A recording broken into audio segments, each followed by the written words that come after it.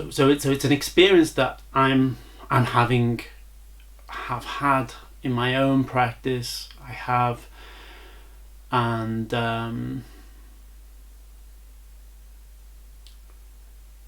it's something that I've never really contemplated, like how to teach, how to explain this to other people. It's more that I have a sense of that it's really an important teaching that I feel needs to be shared. And so in some way, you know, I'm groping around in the dark to actually pin it down and say, you know, this is how you do it, or it's like this, or this is how to access that space. I'll try and do that sort of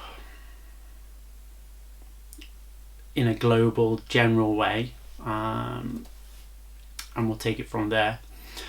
I mean, so for me, the initial phase of meditation is just to concentrate the mind and connect to the body, connect to the emotions, and also be aware of our mind and what's happening there.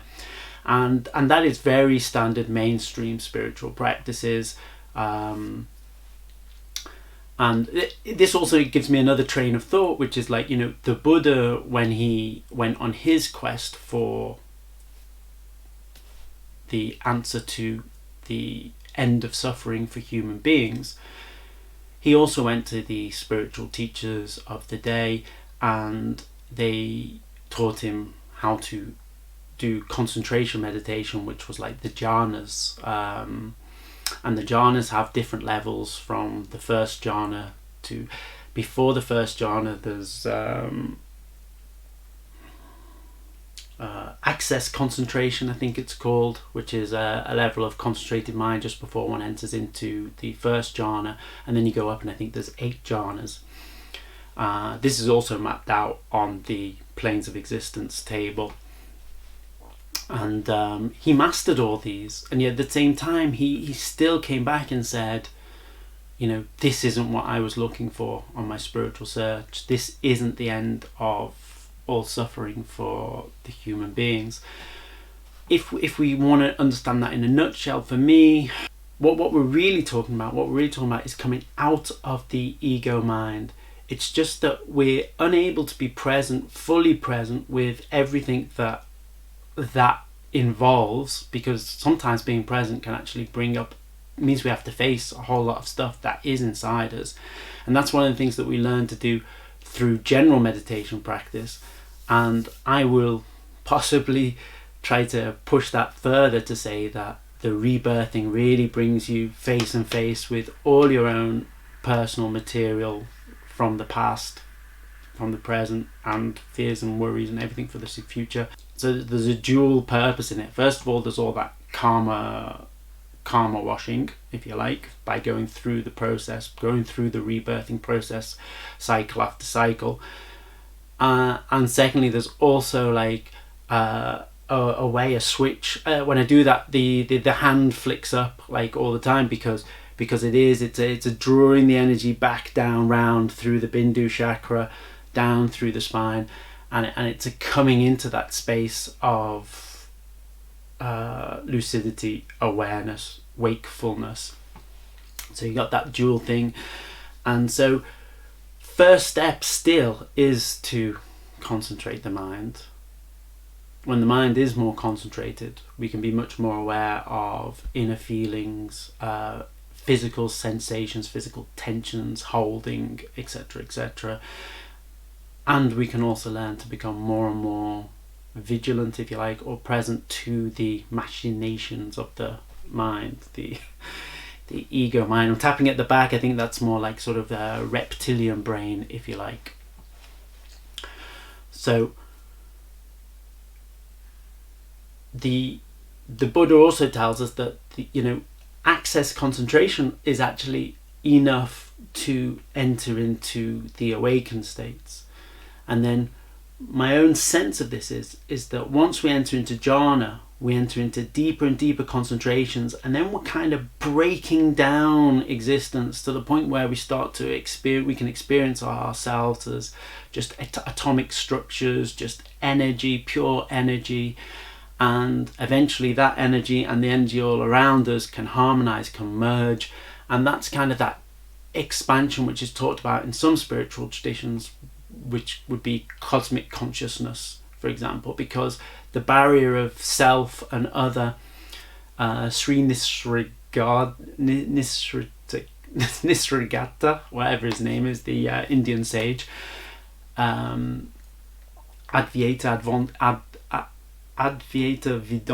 Vedanta sage, Sri Nisargadatta. I'm no good at remembering words and names. I Am That. His title of his book kind of tells us most of what we need to know.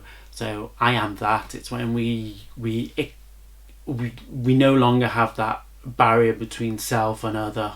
That dissipates, dissolves, and we are one with the all. So for me, this is kind of the jhanic progression when we enter into these sorts of states.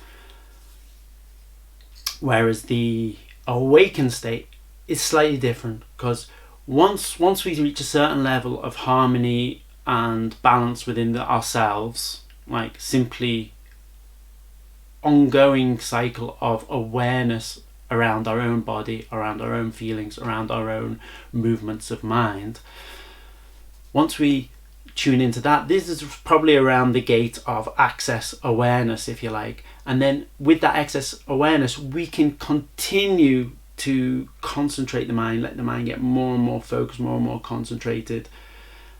And then we enter into jhanic states of mind. Or at that stage, we can start to open up our field of perception. So what I talk about in the practice when I reach this stage of inner balance, I think I'm sounding like Kung Fu Panda or something there, but inner balance, inner harmony. And from that space, we then start to open the field out to take into account the space that is all around us, all about us in this moment. So sounds, feelings, like much more attuned to the touch of air around us, the sound vibration around us, even in the silence, what is the vibration of sound that is all around us at those times.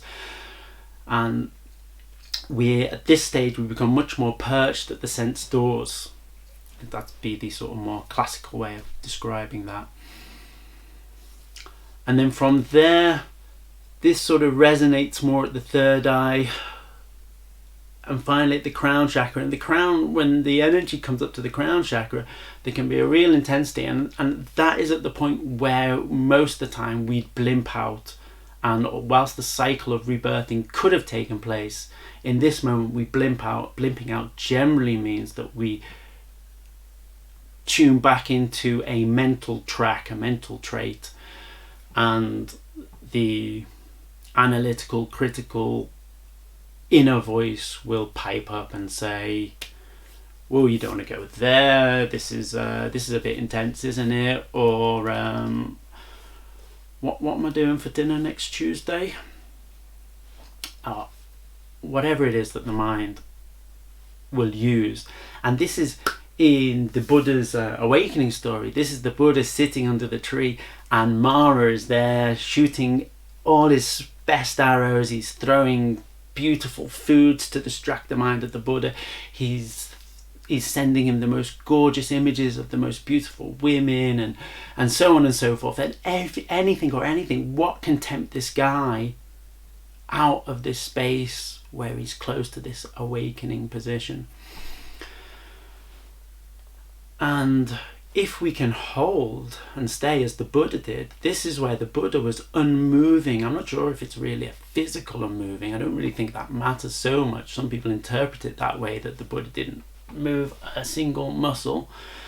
But for me, it's more that he didn't move from this spot of inner stability, inner focus. But in the awakening process, in the rebirthing process, there is a moment here where we can choose, and the yogi can refocus his attention so that instead of being too internal or uniquely internal, we open up the field to take in everything that is all around and about us. And this is a stage where the intensity grows again, and then if we're able to stay and rest with that intensity, energy then starts to move back and down towards Bindu chakra here, and then it can go down. And this is actually, as the energy moves down there, this is the start of that rebirthing, re-pushing through the membrane and moving into what I call 1080 HD high vision, high definition vision.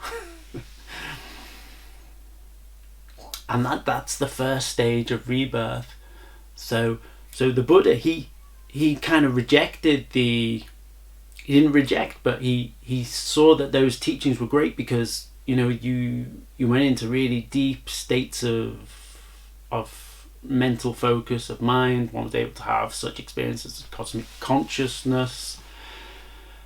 But finally, when one came back down from those experiences, the question was, had they learnt to be able to be in the world around them without falling back into the trappings of the mental constructs? So without being able to fall back into mental streams and getting caught up on that. And it was that which is this suffering that the Buddha talks about, and it is that we need to be freed from. And one of the processes of being able to free us from that is going through rebirthing, cycles of rebirthing.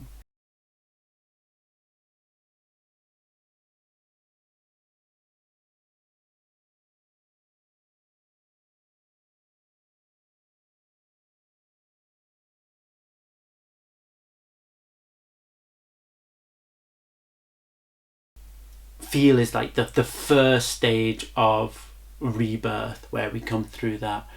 After that, then the attention moves to the heart, and the heart is what enables the membrane to expand again and move back down through to the waist.